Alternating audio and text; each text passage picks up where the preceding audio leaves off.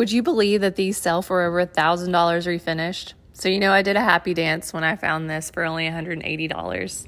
As a whole, it's still in great shape. I mean, these dressers are from the 1960s, so I'm sure it's gotten a lot of use. There are some dings and nicks and things here that I'm going to have to repair. But since the top's laminate, it's not going to have that much damage. You can see here, have the important maker's mark, Henry Link, has a Bali High stamp in the bottom. I did get some souvenirs, some cat ornaments and picture frames, but I'll get all that cleaned out. And once I got the drawers out, you're going to see there's plenty of dust and some wood shavings and whatnot. So I'll get that all vacuumed out and cleaned up too. When I pulled the drawers out, I realized 2 of them were missing staples on the back, but thankfully they were in the cavity of the dresser. So here are the staples I found, or one of them. Let's see if one of these fits in here better.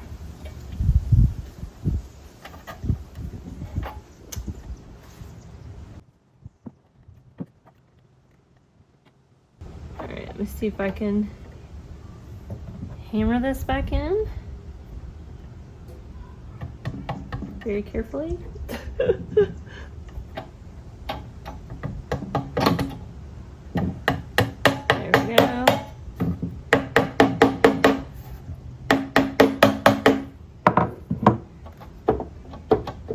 Gives a little bit of wiggle room.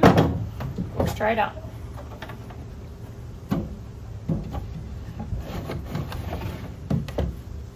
Yeah, slides great. This is a really convenient fix. Before I clean, I'm going to remove the hardware. And then I'm actually going to go grab a baggie so I don't lose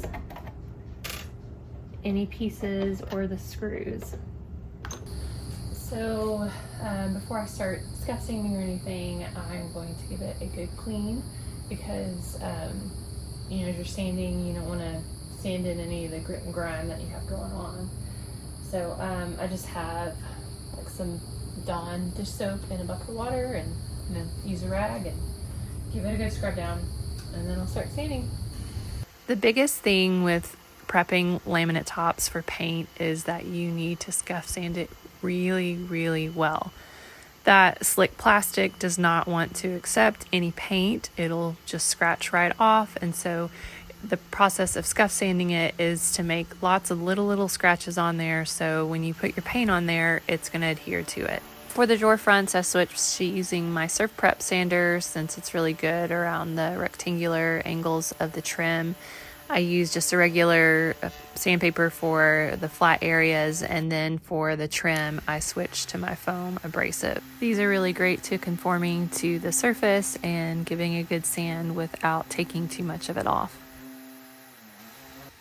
And then I use the same foam abrasive around the contoured spots of the base.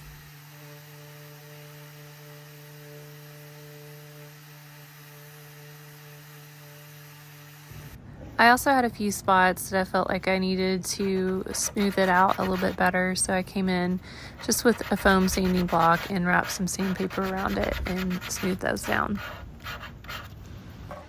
Now, there are a lot of just little dings and whatnot from over the year, and I know with using a satin paint that it's going to show any of those imperfections, and I'm going for a really smooth finish. So I'm coming in with this glazing putty. It's really great for those just little nicks and scratches. You can see here that I'm using a hand sander to sand it back down smooth, but electrical sander will work just as well and probably be faster than what I did. I will add that this stuff dries really quickly. I mean, within 15 minutes you can sand it.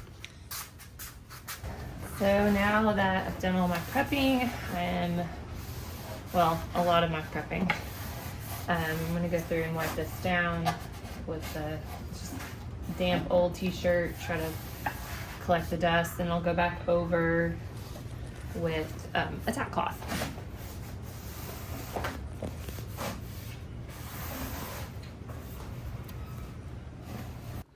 Okay, it is time to prime. The primer that I did use, I didn't particularly like, so I'm not going to share it or recommend it. But you can see me here. I'm test spraying it to make sure it is spraying how I like, and then I decided to start with the top and get that sprayed down, and then I'll go around and do the body. For my spraying, I'm overlapping by 50% each time. That helps get really, really good coverage. And then, as it dries, since there's a little bit more paint on there, not too runny, of course, but since there's a bit more, then it just helps with drying smoothly and getting in coverage with each coat that you do. Well, I went to scratch in some areas, and it's obviously not completely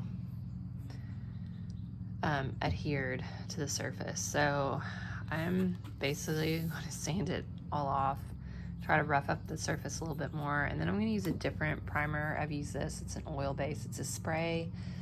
It doesn't quite lay as smooth as this is, unfortunately, but if it'll bond better, I've used it on a laminate surface before, then you just can lightly sand it and smooth it out that way. So that's what I'm going to do. I also just realized you can see my fingerprints.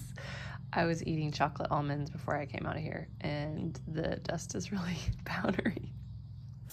Remember how I said it was really important to scuff sand the laminate surface really well? I just don't think I did it well enough. I did a 120 grit, but I think I could have started with a 180 grit.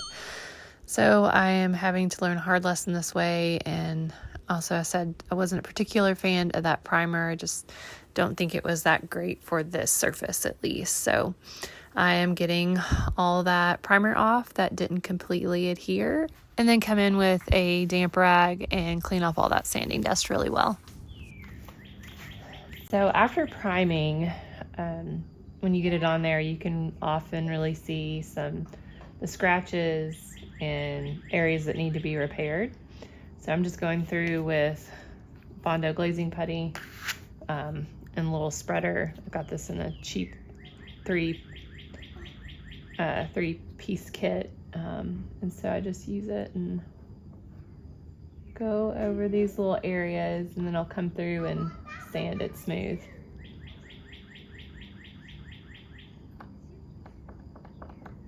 Then I came in with that spray primer that I really like. Make sure that you wear your PPE with this because it is stinky.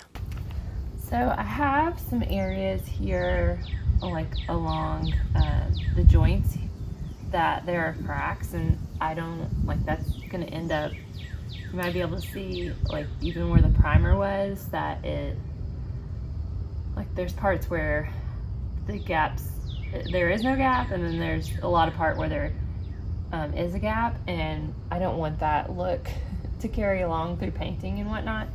So I'm gonna caulk it along these seams. I'm just using this it's DAP, it's a fast dry, it's paintable in 20 minutes, which is pretty sweet. The only downside is that you gotta move kind of fast because it starts getting sticky, but it's a good one. And I'll just go through. I have this and then a wet paper towel that I can wipe my finger with, because I usually just use my finger for smoothing it out. I'll probably use the paper towel for in there because that's going to be a little tricky, but we'll see as we go.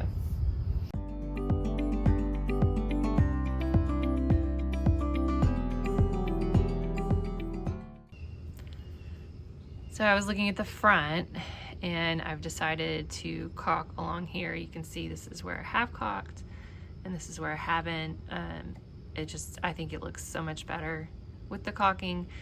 And again, this isn't that big of a deal, but where you can run into an issue, and you can kind of see where it happened here with the primer, and I've sanded back some here, but is where it kind of gooped up here in spots, and that's what will happen in those gaps, unfortunately, especially as you go coat 2 on paint, and it just won't look very good, in my opinion. It won't look terrible, but it won't look the way I want to look it. So want it to look. So that's why I'm gonna just take the time to go through and do this. So again, more gaps, but this time I'm just taking a gloved finger and the Bondo glazing and spot putty, and I am just filling that in so it is smoother for the paint. And then I'll have to, you know, go and take my 320 block and sand this down once it dries. You can see that I basically ended up filling all the trim, and that was on all the drawers. So again, I'm going for a really smooth look, and it's just a necessary evil in this spot. And I decided to actually use a 180 sanding sponge because it's just going to work much better at getting the product off, but it'd still be smooth.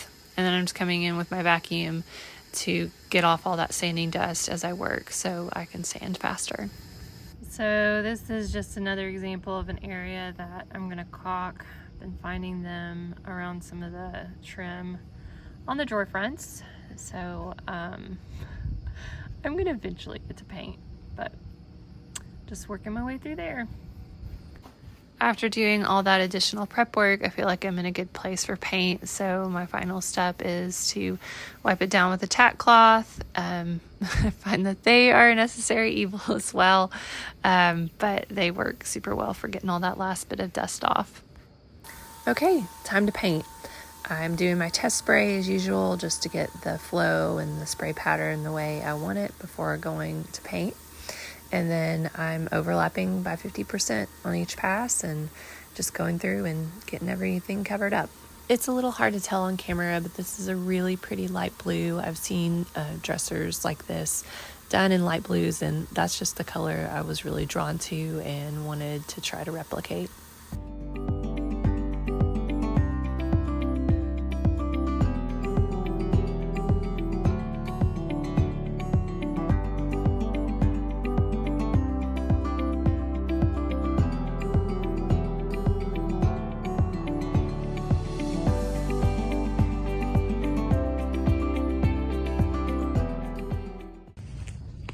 To come out this morning and see how it looked in the daylight after the first coat. It's more blue in person. It's looking a little whiter on my camera, but really happy with it. So I'm using Benjamin Moore's Advanced, which unfortunately has like a 14-hour recoat time. That was one of the reasons I was bound and determined to get it done last night, but you know, there's some areas I'm gonna have to figure out how to smooth out and touch up, but it looks pretty good after that first coat. Switching gears a bit, I'm going to clean up the hardware. I'm just pouring some vinegar in there, and then I will put water. So I do like a 1-to-1 ratio, half water, half vinegar. And then I'll put it on the stovetop and let that simmer for about 15 to 20 minutes, and that will help loosen up any dirt and grime on there. My goal is to get that white paint off. Unfortunately, that does not happen, so I have to pivot a bit later, but I still really like how it ends up looking. Once again, I am just going over the dresser with as fine of an eye as I can to try to get any little dings and scratches that are on the dresser. So unfortunately, I still have several spots where there is, you know, just a dark gap from where the wood grain didn't get filled all the way for whatever reason when I did this last time. So getting to do it again, and I saw some lines obviously and gaps in a lot of places, so I am doing my best to fill them, and so this is nice and smooth and pretty looking.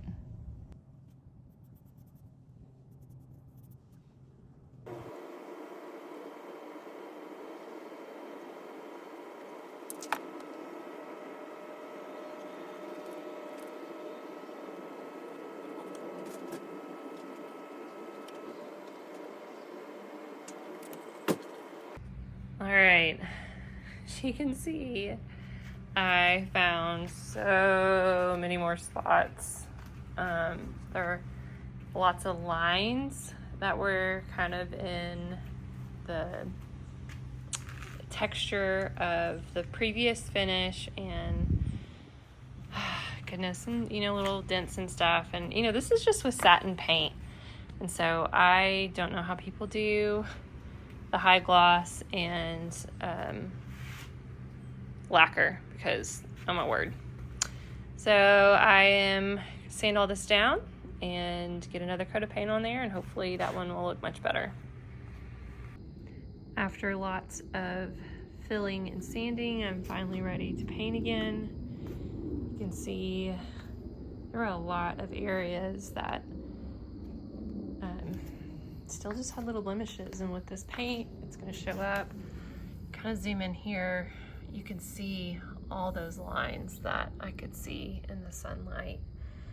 So I'm hoping after this second coat of paint it will be looking close to perfect.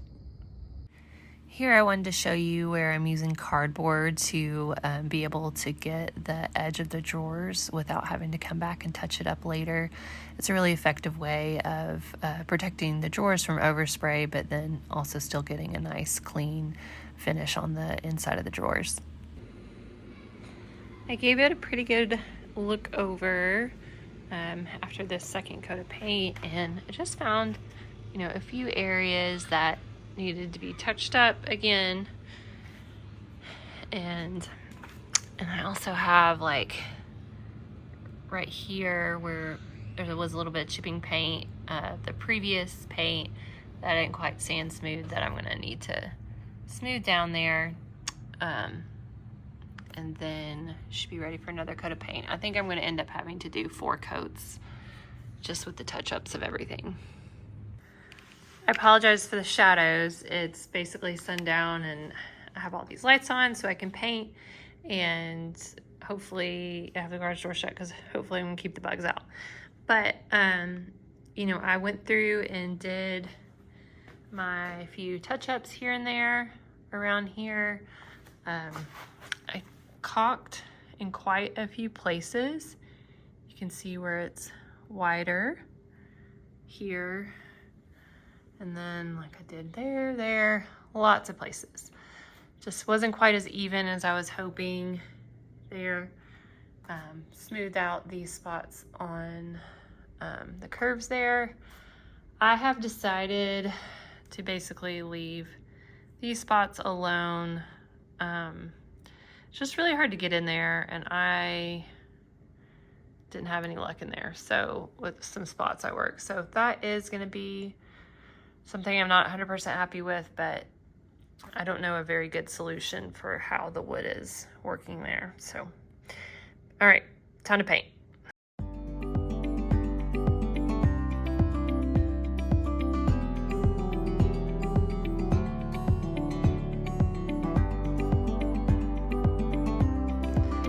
All right, so here we are, next day.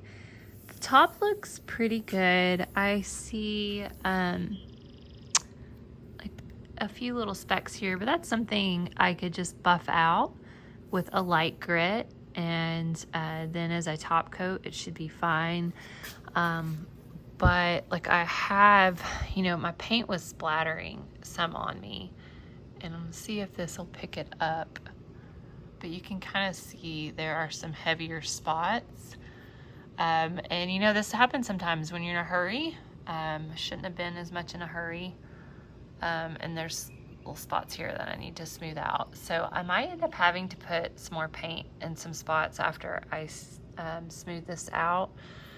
So I probably should have just slowed down and fixed the flow on the sprayer, and I've not had to deal with this. So this side I think looks pretty good, so that's at least good, but I'm gonna have to fix some spots and get going.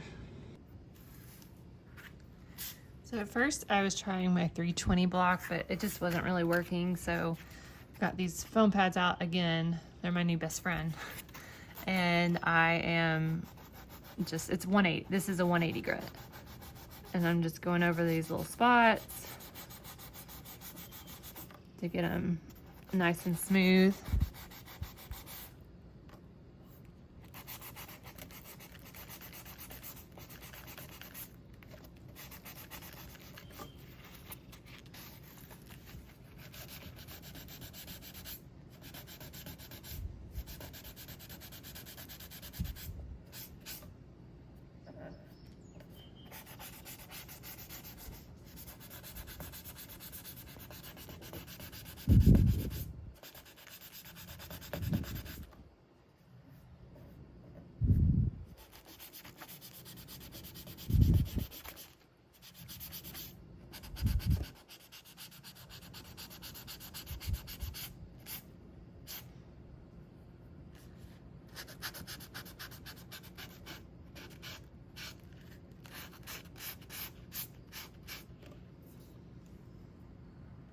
All right, that looks better.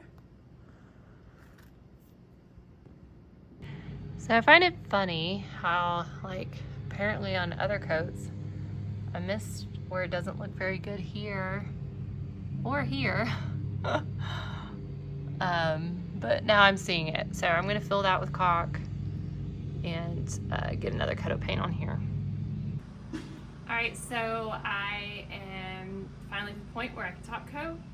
You can see there are lots of little places that I went and used my 320 grit pad to smooth it out. And so wiped it down, and now I'm just gonna go over it with 2 to 3 coats of top coat. So 2 coats of the top coat have dried. Unfortunately, you can see these little spots that I had buffed out before the top coat. I've never had this happen before that I can recall, but so I'm gonna have to paint back over it with the regular paint. And then another issue I've had just with that lighter color is when I was putting on the top coat, some pieces of dirt, like my neighbor had been mowing, I think it was just in the air, it got on here with the top coat. So I'm gonna have to buff that out, and I'll fix that once I've top coated or painted the top and had it dry, and then put top coat on again. But I'm not going to bore y'all too much with this because I know you've seen me paint this several times already, but just going through my same process, 6 inches away and overlapping by about 50%. I am really frustrated. There are so many like bumps that this paint is spitting out. I don't know if it's from adding the Floetrol, because I have struggled with this paint some, and I was trying to adjust the settings on the sprayer, and I just wasn't having any luck. So I don't know, like that's all my paint, and I've added the Floetrol to it, and so I might have to go buy more. Just to give you an idea of these splatters that were bugging me, it's like here, they've just been all over the surface. You can see where I've been spot sanding. So my new paint's here, and I'm going to hopefully get a couple coats on here before the end of the day, and should be good to go then. This one's probably going to be, the new one's probably going to be a little darker. Maybe it looks like it has a little bit more gray undertones to it, but I've not had trouble with melange. It's laid so well, so I'm excited. So in the past, this paint has been a no fail for me, but I am still running into issues with it. So I've figured out that it's probably my paint sprayer. All right, so I was having a little bit of trouble with my paint gun getting hot, and it was also hot outside, and you can kind of see these streaks of how the paint didn't really have long enough to sit there before it started drying. So I'm going to give it a good light sand down because it is a little rough from where that happened, and then get another coat on there. Okay, so I am hoping that this will go better this time. I think I'm having trouble with my sprayer overheating.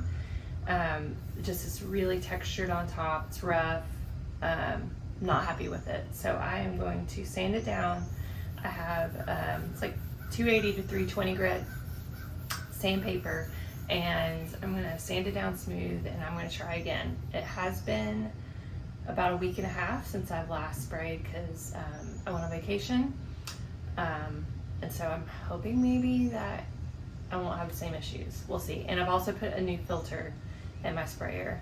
So fingers crossed, and I'm only doing the top. So it shouldn't overheat by that time, but we'll see. Well, just kidding on only doing the top. I noticed the texture on the drawers was pretty rough too, so I am sanding that down and redoing that as well. As you can tell, this was a much longer process than I had anticipated. I kept running into issue after issue with my dumb paint sprayer. So, you know, I know of a lot of people who use this paint sprayer and have loved it and had good success with it. So maybe I just got one that's a problem, or it's also the Texas heat that it just doesn't like. And I am in the middle of emailing back and forth about hopefully getting a warranty claim on this. But the problem is that if you use it commercially, then they only offer a 1-month warranty, which I was pretty disappointed about. So we'll see how it works out. But in the meanwhile, I'm just having to baby it and only spray like a section at a time and let it cool down, and then paint some more. After finally getting the paint where I like it, now I am applying a top coat. But you will get to see that I have another issue that I create for myself. Oh my goodness, I promise this will get completed and be in a spot that I like it. As if anything else can go wrong. I have drips. Just there. On the front here. So bad. That was basically going to be finished, but I'm going to have to come through and fix these tomorrow. I mean, it's there. One day I'll be finished, but it's definitely not today. To tackle these drips, I'm using a 120 grit sanding sponge and then going over it with my vacuum and keep sanding until I can get it as smooth as possible. Okay. So an hour and a half later, I'm finally finished with getting all these drips out. Took a lot of sanding. The drips were pretty thick. It was pretty frustrating. Really, anything that could have gone wrong with this dresser, I feel like has gone wrong. You know, I'm having to babysit the sprayer, running out of paint. I've bought paint twice, all the things. So right now I have these lined up, so I'm hoping I can just spray over these real quick because paint's running low, and then I'll have enough, hopefully, to then hit the dresser where I had some drips. So we'll see. It's pretty frustrating. But oh, and also I have the dresser clamped currently. There was a corner where it was coming, the top was coming loose, and so I had to put some wood glue in there and clamp it, and so that's kind of hanging out and drying while I'm working on everything else. But I'm really hopeful this will be the last day I'm working on this, and can kind of do the finishing touches of the hardware and the drawers and be done. Unfortunately, I did have to end up ordering another quart of paint because even on this round, there were some spots on the drawers where the drips were so heavy, I didn't quite get it smooth enough. So I just, you know, had to bite the bullet and buy some more paint and sand it back down smooth. And finally, it was where I wanted it to be. And then after that, I had to sand down some spots on the drawers. There might have been a little overspray, and just like the old stain, the yellowish stain was in some spots. And so I sanded that back to get it to look good, and then added Howard's Feed and Wax and updated the hardware with a pretty color. It's called Gold Leaf. I really like this color. And then I was finally finished, if you can believe it or not. All right, y'all, it's been a while, so let's look back at where we started. And here is how we are now. I love it. What about you? I did not see the obsession with this dresser when I first got it, but the more I had it in my house and looked at it in its completed state, the more I loved it. I could see why people love it. I think, especially in this color with the gold, it's just really pretty and gives kind of coastal, beachy vibes, which that always makes me happy. I certainly did not anticipate how much time it would take to get that smooth and seamless look that I had seen in so many other pictures, but in the end, I'm really happy that I stuck with it and made it look how I wanted it to. So let's talk numbers. I bought this for $180, and even after having to buy paint 3 times, I was probably in for about $300, and then I sold it for $1,100 after delivery, which I thought was a really great profit. Sure, I should have spent far less time on it than I did, but making that kind of profit on a dresser takes the sting out of it at least. Thanks so much for following along on this video, and I look forward to catch you on the next flip.